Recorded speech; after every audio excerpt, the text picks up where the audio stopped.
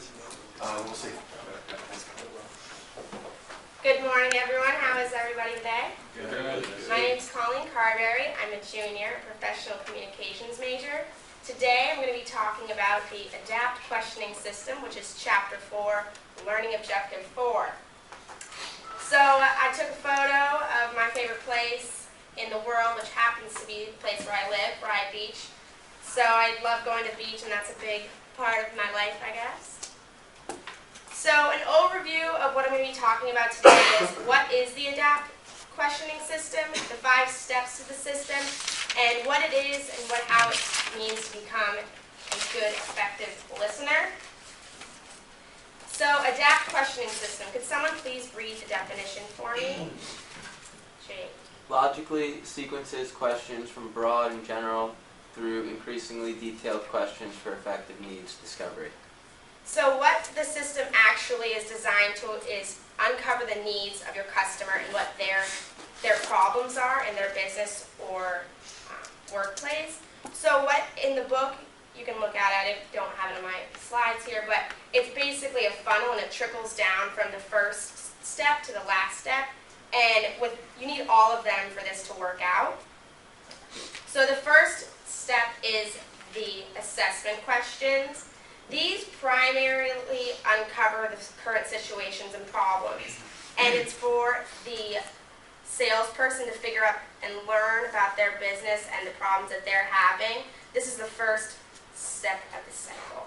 And a question that you'd want to ask is, who is involved in the purchasing decision-making process? And hopefully the person would say, I make the decisions, and if they happen to say that they don't, then you'd want to be brought to whoever does.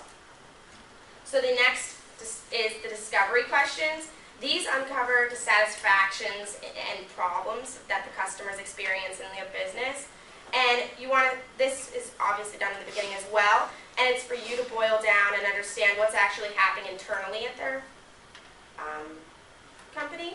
So you'd want to ask, how is your current supplier? This is just an example. So, well, often the deliveries are late. So now you know the problem, and you can begin to move on. So the next is the activation questions. These show the impact of the problem, and it's for the salesperson to learn the entire operation. And this also activates the customer's interest in solving the problem. And it's for you to learn the negative impacts that they're having, and it's for you to show them the positives of what could actually happen and make it better for them. So an example of this is, how does your supplier's late delivery affect your operation? Well, it slows it down. So now they are realizing that this is a problem. The next is the projection questions. These help the customer realize how the problem is actually affecting them and what their life would be like without the problem. And this just shows and helps them find the value in finding a solution. So an example of this would be, if a supplier helps you meet the expectations of your customers, what impact would that have on your business? So hopefully their answer would be increased customer satisfaction and would mean more business. The next is transition questions. These are the closed-ended questions in the final part of the process. And these confirm your customer's desire to solve the problem. And this normally, hopefully, is what gives you the customer commitment and hopefully allows you to begin to work for them. So a question would be, having a supplier who is never late with deliveries, is that important to you? Yes, it is important. Next step, that was the questioning system. The next portion of my slideshow is effective listening. So could I have someone read the first one? You can just do the football. I don't want to throw it, so. Pay attention. Okay, so, well, actually, rewind a second. Effective listening is the foundation to trust-based selling, and failure normally comes in the sales process when there's no effective listening and the salesperson just isn't a good listener in general. So, Jamie, would you read the first one again, please? Pay attention. So, paying attention, listening and understanding, and do not interrupt your client. That way, they know you have their undivided attention. Can someone read the next one? Shamari? Monitor nonverbals. So everyone has friendships, and you can obviously pick up on people's nonverbal communication by their body language. So it's important that you make eye contact with people and your clients so that they know that you're listening and you can pick up on what they're not saying. The next one, Mark. Paraphrase and repeat. So this is just confirming that your correct understanding and have the buyer repeat what you just said so that there's no misunderstandings between the two of you. The next one. Nick? Make no assumptions. So never assume anything, so it's important that you ask a lot of questions to clarify what the buyer is actually communicating. Eric? Encourage the buyer to talk.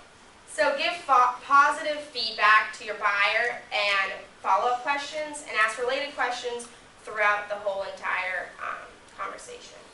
Cameron?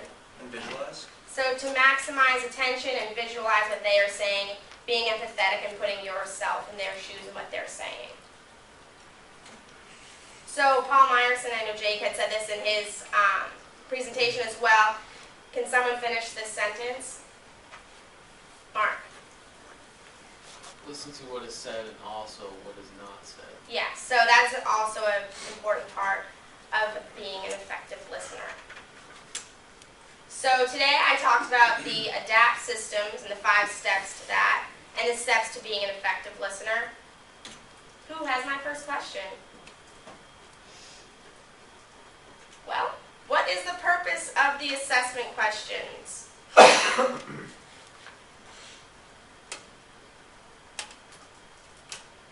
Anyone? Oh, sorry. To learn and purposes. Yeah, just to basically learn and uncover the needs and the problems in an organization. Next class. All right, so go ahead, turn that off for me if you would.